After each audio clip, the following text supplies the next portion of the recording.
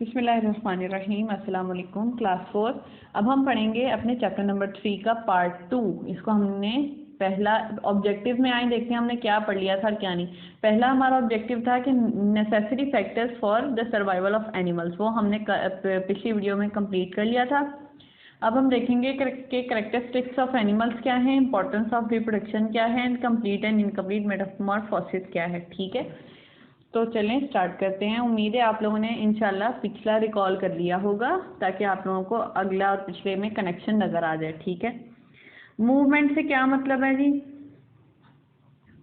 हमने इसमें एनिमल्स के कैरेक्टरिस्टिक्स पढ़ने हैं। ठीक है, इसमें हमारे पास सबसे पहला मूवमेंट। अब मूवमेंट का क्या मतलब है मूवमेंट का मतलब है कि इसकी अहमियत इस तरह है, या हम इसको ऐसे देखते हैं कि हमारे इर्द गिर्द जो नॉन लिविंग थिंग्स है वो हिल नहीं सकते ना, वो अपने काम खुद नहीं कर सकते, या वो अगर कोई उनको नुकसान पहुंचा रहा हो तो वो अपनी जगह तब्दील करके या अपनी जगह बदल के अपने आप को उस नुकसान से बचा नहीं सकते। ठीक है, तो सिर्फ जो लिविंग ऑर्गेनिज्म है, लिविंग थिंग्स है, वो अपने अपने बलबूते पे या अपनी ताकत से खुद ब खुद हिल सकते हैं, जो कि अल्लाह ताला ने उनमें एबिलिटी रखी है। ठीक है, हम लोग हिल के, हम या जानवर हिल के क्या कर सकते हैं, फूड फाइंड कर सकते हैं, खाना पानी और शेल्टर तलाश कर सकते हैं, जो कि हमारे सर्वाइवल के नेसेसरी फैक्टर्स हैं। It also helps them to escape from predators, अपने अपने आप को नुकसान पहुंचाने वाले जानवरों से वो बच सकते हैं हिलने जुलने से।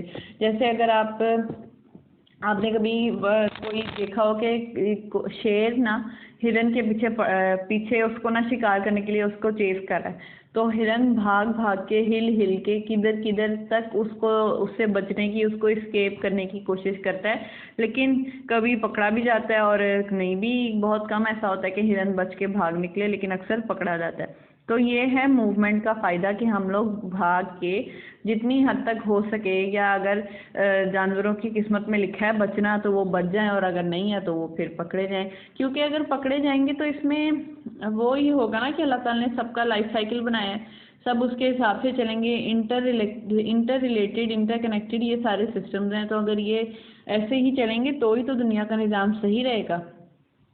Different groups of animals make different types of movement depending on their body structure and habitat.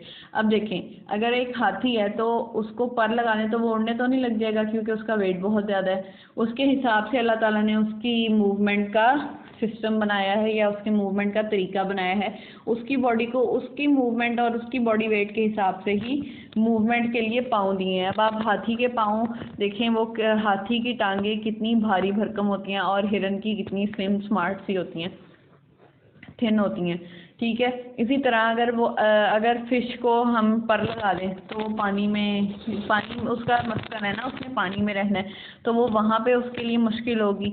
और अगर हम कैंगरूज को जो है वो फिन्स दे दें तो वहाँ पे उनको तो फ़ायदा कोई भी नहीं ना होगा, उनके लिए तो नुकसान ही है, क्योंकि वो जब अपने आप को बचाने के लिए शेल्टर फूड वाटर के लिए हिल नहीं सकेंगे तो एट दी एंड उनकी डेथ हो जाएगी, वो मर जाएंगे। ठीक है, तो इस तरह से अल्लाह ताला ने हर किसी को उसके रहन सहन के, उसके कैरेक्टरिस्टिक्स के हिसाब से, उसके एडेप्टेशंस के हिसाब से उसको बॉडी पार्ट्स या मूवमेंट के लिए बॉडी पार्ट्स दिए हुए होते हैं। अगली कैरेक्टरिस्टिक ऑफ एनिमल है हमारे पास ग्रोथ। ठीक है, अब ग्रोथ में क्या है कि important characteristic of all living things है। सिर्फ एनिमल्स ग्रो नहीं करते, हम इंसान भी ग्रो करते हैं, तो ये हर ऑर्गेनिज्म के लिए बहुत ज़रूरी है। ठीक है, तो अब हम देखते हैं कि मुख्तलिफ एनिमल्स किस तरह ग्रो करते हैं। जब एनिमल्स के बच्चे होते हैं या वो छोटे होते हैं अभी, तो उनको अगर वो शिकार करने वाले जानवर है तो उनको शिकार करना नहीं आता। अगर वो दाना पानी ढूंढने वाले परिंदों जैसे जानवर है तो उनको वो ढूंढना नहीं आता। अगर इंसानों के बच्चे छोटे हैं तो उनको बोलना नहीं आता, अपनी तकलीफ बीमारी बतानी नहीं आती, अपनी ज़रूरत महसूस करके उसको पूरा करना नहीं आता, सेटिस्फाई करना नहीं आता। तो इन सब चीज़ों को अवॉइड करने के लिए आहिस्ता आहिस्ता के सारी ज़िंदगी कोई जानवर या कोई बच्चा दूसरों पे डिपेंडेंट रहे, इससे बेहतर ये होता है कि वो उसको अल्लाह ताला उनके अंदर आहिस्ता आहिस्ता खसूसियात डालते हैं कि वो पहले अपना खाना तलाश करने के काबिल होता है, फिर खाना खाना सीखता है, फिर उसमें उसको टेक्निक्स पता चलती हैं कि मैं इसको यूँ करूँगा तो ये मेरे लिए ऐसे बेहतर है, और इसको यूँ करूँगा तो ये मेरे लिए ऐसे बेहतर है। तो इस तरह आहिस्ता आहिस्ता स्टेप वाइज उनमें ग्रोथ के ज़रिए उनमें ये सारे काम जो हैं वो होते हैं। अच्छा, अगला हमारे पास कैरेक्टरिस्टिक ऑफ एनिमल्स में है रिप्रोडक्शन, यानी कि जो जानवर हैं वो रिप्रोड्यूस करते हैं। उनके पहले वो बच्चे होते हैं, फिर वो उससे बड़े होते हैं, फिर उनके बच्चे होते हैं, फिर इस तरह से वो रिप्रोड्यूस करते जाते हैं। उनकी तादाद बढ़ती जाती है और उनमें तब्दीलियां भी आती हैं इस तरह से। अच्छा, it is a process by which living things, plants भी, ह्यूमंस भी और एनिमल्स भी, give birth to their young ones. If they don't reproduce there would be no living species. अच्छा, ये कैरेक्टरिस्टिक है जो अल्लाह ताला ने जानवरों में, इंसानों में और प्लांट्स में, पौधों में रखी है कि वो यंग वंस को उनको बर्थ देते हैं और फिर वो छोटे बच्चे बड़े होते हैं और आगे से यही सिस्टम चलता रहता है। अगर ये सिस्टम नहीं होगा तो वो जो स्पीशीज़ हैं या वो जो किस्म है, वो जो ऑर्गेनिज्म है, वो दुनिया में एक्सटिंक्ट हो जाएगा, वो दुनिया में ख़त्म हो जाएगा। क्योंकि अल्लाह ताला ने हर जानवर का, हर इंसान का, हर पौधे का दुनिया में एक मकसद रखा है, एक काम रखा है जिसके लिए उसको यहाँ पर भेजा है। इंसानों का काम क्या है? अल्लाह ताला की और उसके रसूल सल्लल्लाहु अलैहि वसल्लम की फरमाबरदारी। प्लांट्स का क्या काम है? ऑक्सीजन इनहेल करना, हमें कार्बन डाइऑक्साइड इनहेल करना और इन रिटर्न हमें ऑक्सीजन देना, जिससे बाकी इंसान और काम चल सकें, ज़िंदा रह सकें। और ये चिकन्स का और इस तरह के जानवरों का भी मुख्तलिफ काम है। ठीक है, जो कार्निवोर्स हैं उनका काम ये है कि वो उन जानवरों को खा के ख़त्म कर दें कि जिनके मर जाने से और पड़े रहने से दुनिया, मतलब माशरे में, माहौल में ताफुन वगैरह बढ़ेगा। और इन का क्या काम है? मुर्गियों का और चिकन्स का, इस किस्म के जानवरों का क्या काम है कि वो ज़मीन में से कीड़े वगैरह और इस तरह की चीज़ें खा लें ताकि वो ज़्यादा बढ़ के इंसानों को और हमारी फसलों को, हमारे घरों को, हमें नुकसान ना पहुंचाएं। ठीक है। अच्छा, जब लिविंग थिंग्स रिप्रोड्यूस करते हैं, वो बढ़ना शुरू कर देते हैं। फिर जब वो बढ़ जाते हैं, वो रिप्रोड्यूस करते हैं और उसके बाद वो मर जाते हैं। The whole process is called a life cycle. Life cycle हम पहले भी पढ़ चुके हैं। लाइफ साइकिल में क्या होता है, एक जो है ना बच्चा, चाहे वो मुर्गी का बच्चा हो, चूज़ा हो, या फिर प्लांट का बच्चा हो, या फिर इंसानों का बच्चा हो, वो बड़ा होता है और फिर अपने पेरेंट्स की तरह उसमें जो है वो खसूसियात भी होती हैं, कैरेक्टरिस्टिक्स भी होती हैं, और वो उसी तरह ज़िंदगी गुजार के आखिरकार मर जाता है। ठीक है, इसको कहते हैं लाइफ साइकिल, जो कि चलता रहता है, वो रुकता नहीं है। अभी जो लाइफ साइकिल है 3 स्टेजेस पे डिपेंडेंट होती है, pre birth stage, young and adult. ठीक है, but some animals have a complex life cycle. लेकिन कुछ जानवरों का जो है वो कम्प्लेक्स लाइफ साइकिल होता है, मतलब कि उसमें थोड़ी सी मुश्किलात तो नहीं कहेंगे, उसमें थोड़ी सी बारीकियाँ ज़्यादा होती हैं। ठीक है, दे change their appearance along with their body structure and pass through a series of stages in their life cycle. वो जो हैं अपनी अपेरेंस अपने बॉडी स्ट्रक्चर के हिसाब से आहिस्ता चेंज करते रहते हैं अपनी पूरी ज़िंदगी के अंदर। किसी भी हिस्से में जब जो अल्लाह ताला ने उनका हिस्सा डिसाइड किया होता है, उसमें वो अपनी अपेरेंस चेंज कर लेते हैं। उनको एक सीरीज़ ऑफ स्टेजेस से गुजरना पड़ता है, यानी कि ये नहीं है कि वो अंडे से चूज़ा निकला है तो उसके बाद उसने बढ़ना ही है, वो उसमें चेंजेस उसके बढ़ने के हिसाब से आते रहेंगे। नहीं, उनकी बाकी ज़िंदगी में और भी कुछ चेंजेस होते हैं। जैसे बटरफ्लाई है ना, वो जब हैच करती है अपना एग, तो उसके कुछ दिन बाद वो एक और क्रिसालिस में चली जाती है, उसके बाद भी उसको निकल के सूखना है और फिर उसके बाद उड़ना है, उसको उसमें भी थोड़ा इंतज़ार करना पड़ता है। लेकिन देखें, जो चूज़ा अंडे से निकलता है उसके कुछ अर्से बाद ही उसने बिल्कुल वैसे बस खाना है, पीना है और बढ़ते जाना है, और उसका कोई काम नहीं है। रिप्रोडक्शन पढ़ने के बाद हमारा कैरेक्टरिस्टिक्स ऑफ एनिमल्स वाला टॉपिक मुकम्मल हो गया है, कंप्लीट हो गया है। अब इसके होमवर्क क्वेश्चंस देखें। Write the characteristics of animal. Characteristics of animal हमने क्या पढ़ी? Movement, growth and reproduction. Draw life cycle of a hen. आपने एक हैन का लाइफ साइकिल बनाना है जिसमें ये ऑल 3 स्टेजेस हो, egg, chick and hen. The change in body structure from an egg to an adult is called metamorphosis. जो change होता है बॉडी स्ट्रक्चर में एक अंडे से निकले हुए चूज़े का और बाकी एडल्ट्स का, उसको क्या कहते हैं? मेटामॉर्फोसिस।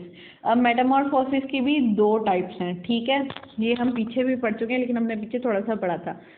अब हम देखते हैं जी मेटामॉर्फोसिस की दो टाइप्स कौन सी हैं। एक है कंप्लीट मेटामॉर्फोसिस। जैसे एक फ्रॉग है, वो चार पार्ट से गुजरता है, 4 स्टेजेस से गुजरता है। पहले वो एग होता है, फिर उसको हैच करके टेडपोल निकलता है, फिर उससे थोड़ा बड़ा होकर फ्रॉगलेट बनता है, फिर उससे तो थोड़ा बड़ा होकर एक एडल्ट फ्रॉग बन जाता है। This is called a complete metamorphosis because it completes all 4 stages. ये एक कंप्लीट मेटामॉर्फोसिस है क्योंकि ये 4 स्टेजेस पूरी करता है। Best example observed in a life cycle of a frog that shows how the physical features of frog change at every stage। अब ये हमारे सामने सबसे वाज़ेह साइकिल है, हम पहले भी पढ़ चुके हैं, लेकिन अब हम इसको एक और टाइप के तौर पे पढ़ रहे हैं कि उसकी जो है ना बॉडी में वाज़ेह चेंज आते हैं। जब वो टेडपोल होता है तब उसकी टेल होती है, लंबी होती है निस्बतन, और फिर उसकी टांगे नहीं होती, ना आगे वाली ना पीछे वाली, और उसके पास गिल्स होते हैं जो हमें इस पिक्चर में नज़र नहीं आ रहा। जब वो टेडपोल होता है उसके पास गिल्स होते हैं, ठीक है। और जैसे जैसे वो बढ़ता जाता है ना तो उसके पास फिन्स आ जाते हैं, फिन्स कह रही हूँ, उसके पास लंग्स आ जाते हैं, क्योंकि पहले वो पानी के अंदर, कुछ किस्में जो होती हैं ना फ्रॉग्स की, वो पानी के अंदर अंडे देती हैं, पानी के अंदर हैच होके बाद में बाहर आते हैं पानी से। तो जितना अरसा उन्होंने पानी के अंदर रहना होता है, अल्लाह ताला उनके अंदर गिल्स रख देते हैं उतने अरसे के लिए, और जब उन्होंने बाहर आना होता है तो अल्लाह ताला उनकी गिल्स को लंग्स से रिप्लेस कर देते हैं, ठीक है। तो इस तरह से उनके ये है complete metamorphosis because it has all 4 complete stages. तो अब आगे चलते हैं। अब हमने पढ़ना है incomplete metamorphosis. A grasshopper passes through 3 stages in its life cycle, egg, nymph and adult, ठीक है। It is called an incomplete metamorphosis because it does not have a 4th stage of life in its cycle.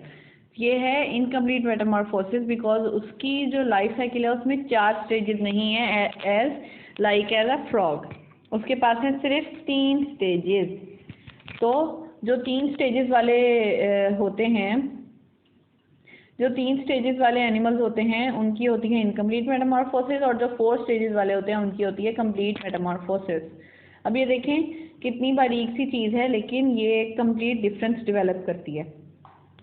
Incomplete Metamorphosis की example में है termite, जिसको दीमक कहते हैं, grasshopper and dragonfly. Dragonfly जो है हमारे यहाँ आम पाए जाने वाला एक कीड़ा इंसेक्ट ही होता है।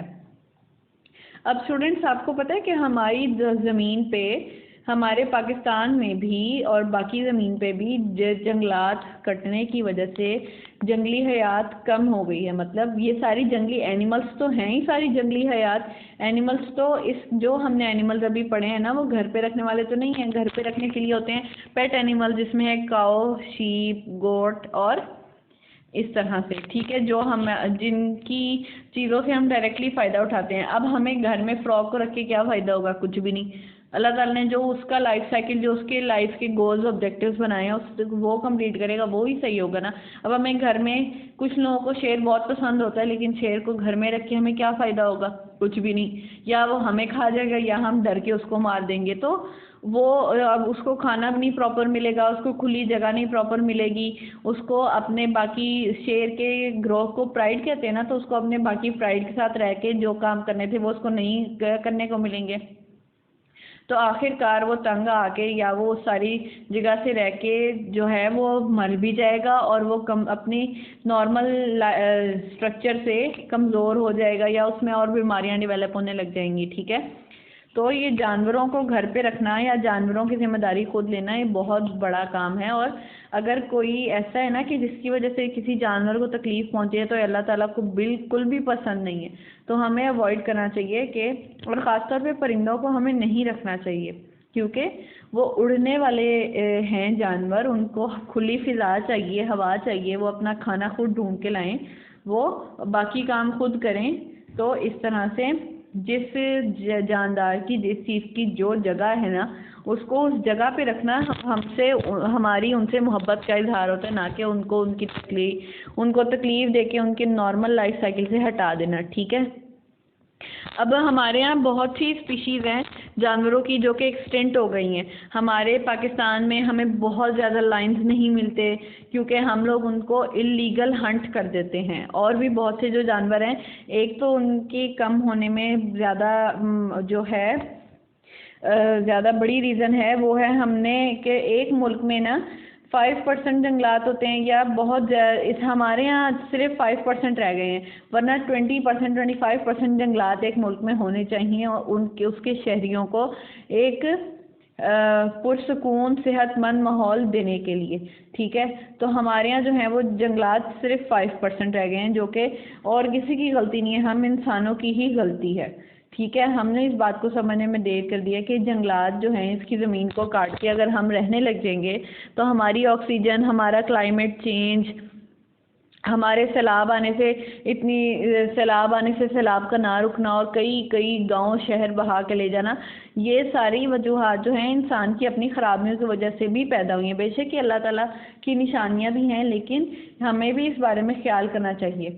ठीक है, तो अब मैं आपको ये बताऊं कि rabbits can give birth to nearly 100 babies a year.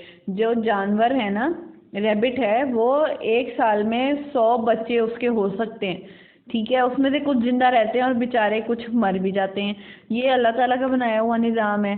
There is so this is the way that there always be adults to reproduce so that their kind would not be die out।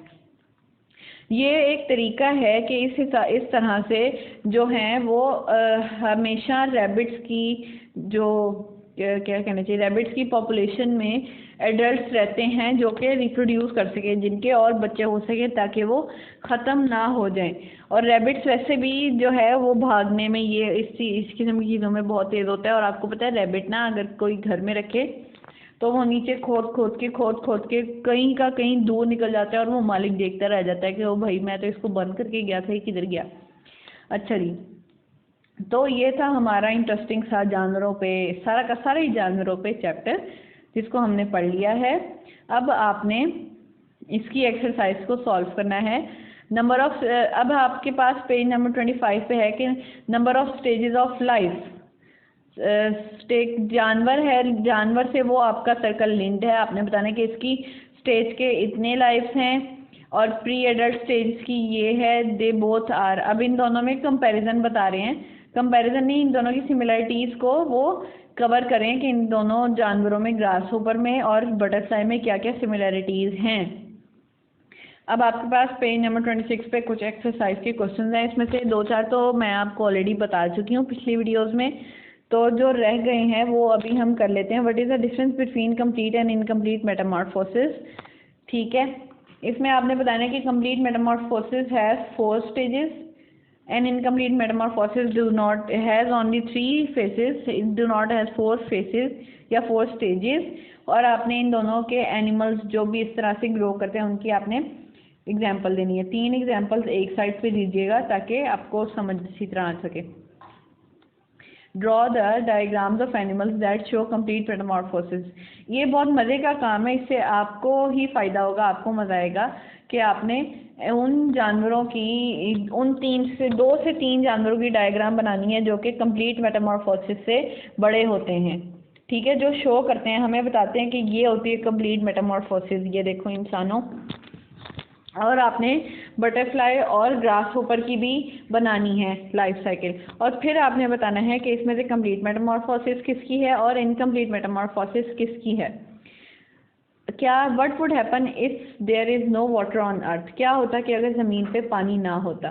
तो animals, plants and every living creature on the earth would not exist here, क्योंकि पानी जो है वो हमारी necessary survival factors में से हैं। ठीक है, हमारे नेसेसरी फैक्टर्स फॉर सर्वाइवल में से एक क्या है, पानी, जिसके बारे में हमने पढ़ा कि हम जो है 70% इससे बने हैं। दुनिया में 71% वाटर है, यानी कि पानी इतना ज़रूरी है कि 70% जो है वो अक्सर चीज़ों में हमें पानी की मिकदार मिलती है।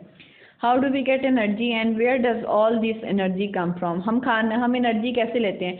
We get energy from the food and all of this energy come from food after digestion.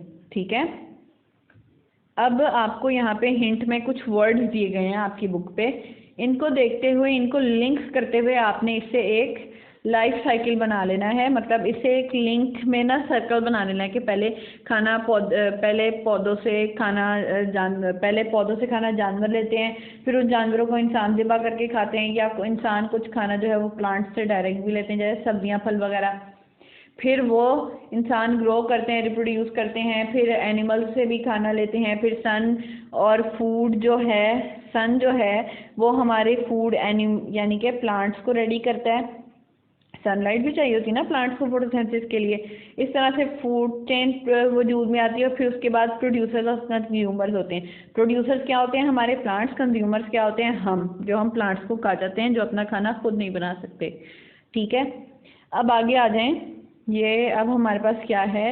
हमारे पास है filling the blanks. The process by which living thing reproduce their young ones is called regeneration, reproduction या respiration. Respiration तो सांस लेने को कहते हैं, और रिप्रोडक्शन इसका सही ऑप्शन है। A maggot has dash stages in its life. ये आपने रिसर्च करनी है, सबने अपने बड़ों से पूछना है, और अगर किसी के पास अवेलेबल है तो वो इंटरनेट से भी देख सकता है, रिसर्च कर सकता है, फिर उसकी वो लाइफ साइकिल भी देखे ताकि उसको और इंटरेस्टिंग लगे। Plants do not dash like animals और humans.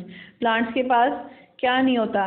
Plants do not move like animals and humans. Grow भी वो करते हैं अपने तरीके से, रिप्रोड्यूस भी करते हैं, वो मूव नहीं करते, लेकिन वो लिविंग ऑर्गेनिजम्स फिर भी हैं, अलबत्ता ये कि वो मूव नहीं करते।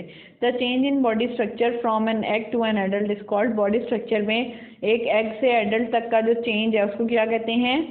मेटामॉर्फोसिस। ये था हमारा यूनिट नंबर 3। इंशाल्लाह आपने इसको एंजॉय भी किया होगा और गौर से भी पढ़ा होगा, ताकि इसकी आपको समझ आ सके और आपको ज़्यादा इंटरेस्टिंग लगे।